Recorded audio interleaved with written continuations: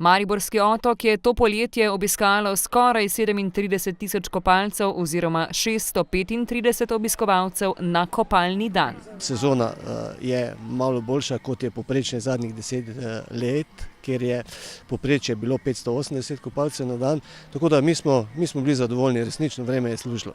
Kakor vsako leto bodo tudi letos z zaprtjem Mariborskega otoka odprli pristan, kjer prav tako čakajo obnovo. Zdaj potekajo seveda vse priprave na ponedeljek, ko bi naj bila tudi otvoritev, se pravi zimskega kopališča. Srednji bazen zaenkrat je takšen, kot je bil, se pravi brez vode, čaka na rekonstrukcijo. V teh dneh bi naj šel razpis za resno rekonstrukcijo srednjega bazena, tako da jaz upam, da že z vstopom v novo leto, da bo tudi srednji bazen saniran.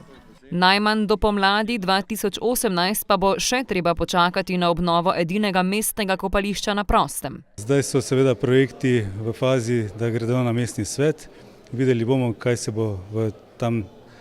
se bodo tam stvari razvijale, ampak vsi močno upamo, da je to zadnja sezona. Seveda je pa vse odvisno tudi ker gre za javno-zasebno partnerstvo, kaj to pomeni tudi iskanje zasebnega partnerja in seveda to so stvari še nedorečene. Je pa dorečeno, da se bodo ne glede na podobo Mariborskega otoka tam odslej tradicionalno odvijale igre brez meja oziroma City Games. Letošnja premiera sredi avgusta pa naj bi se štela kot poslovilni spektakel pred obnovo.